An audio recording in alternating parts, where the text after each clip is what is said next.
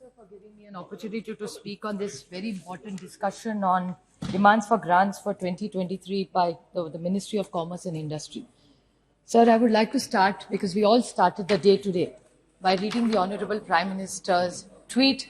It's probably a coincidence that today is the discussion and the Honorable Prime Minister tweets about the same subject. And it's good news for the country. But I just, with my very limited knowledge, I wish Piyush Goyal ji was here today, but my very competent two ministers are here, Anupriya ji, one of the young ministers in this team, which we are very proud of.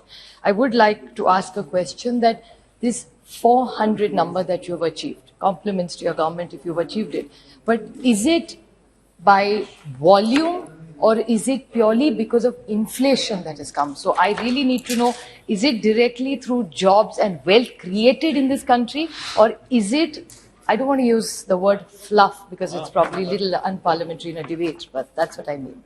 So if you could kindly explain to me as what is the reality of this number. The fact that the Honorable Prime Minister has reached a number, of course there has to be some great might behind it, but I just need to know whether it's in volume or is it in real numbers, is my humble request to the Honorable Minister here.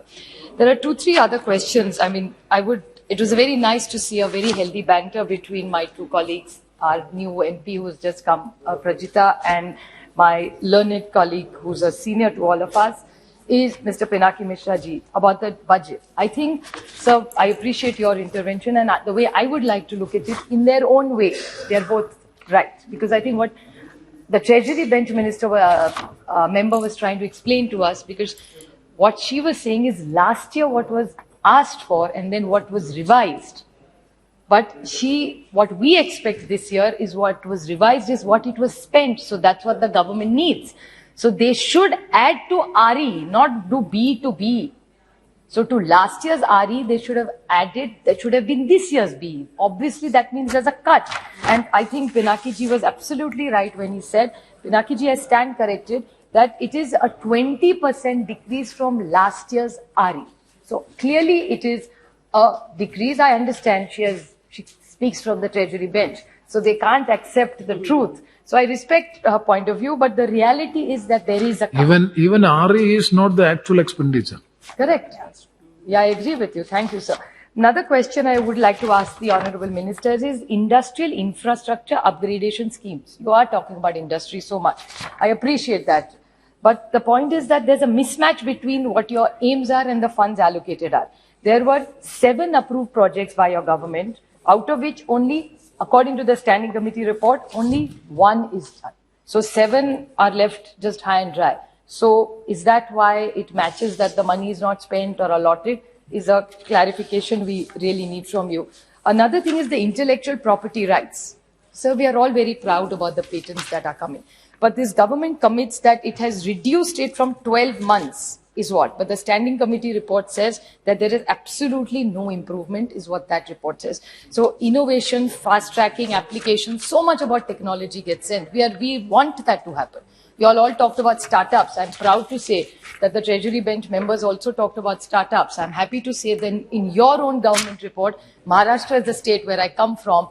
The highest number of startups doing well is from Maharashtra. So I take a lot of pride when I say that there are sometimes it's not just about which party we are. Eventually, we are one country. So I think we all at some point, when it comes to such larger issues of the nation, I think we need to complement each other, because it's eventually some issues are common. Country first, and then come our differences, ideological differences. So I think we have, my state has done very well in this particular topic. A lot said about pharmaceutical companies. So that's a big potential. It's a big ticket.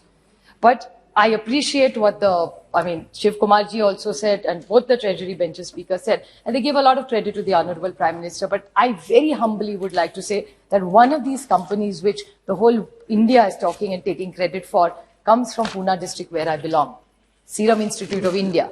And they didn't start this vaccination in 2014.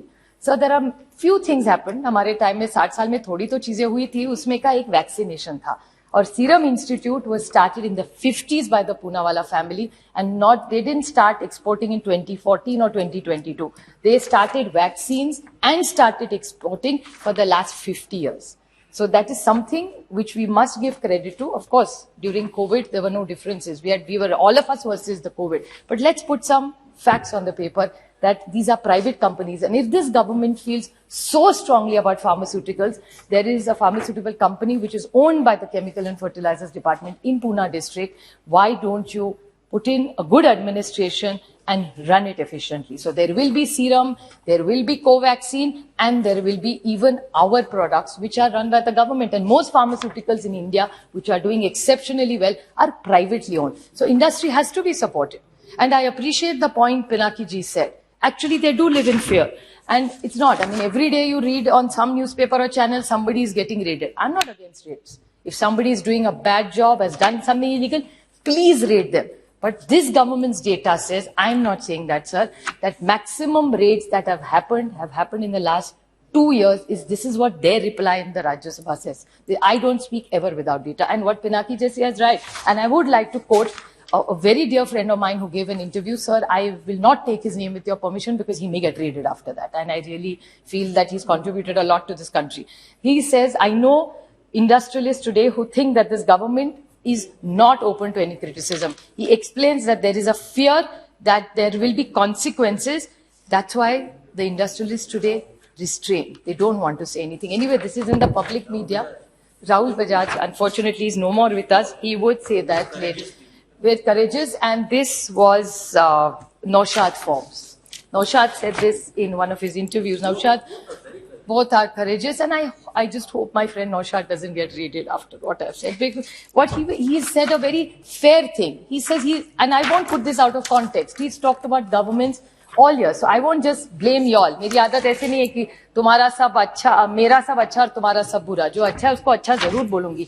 But I think fear is something because industry contributes to this nation. They are the real job creators. I'm not going to get into the job situation. The latest India Today story is exactly about government jobs because India's industry is not going at the speed it has grown, or because of even the environment as well as so much of technology coming, jobs are changing. So everybody's looking for a government job, and then what chaos happens, we know.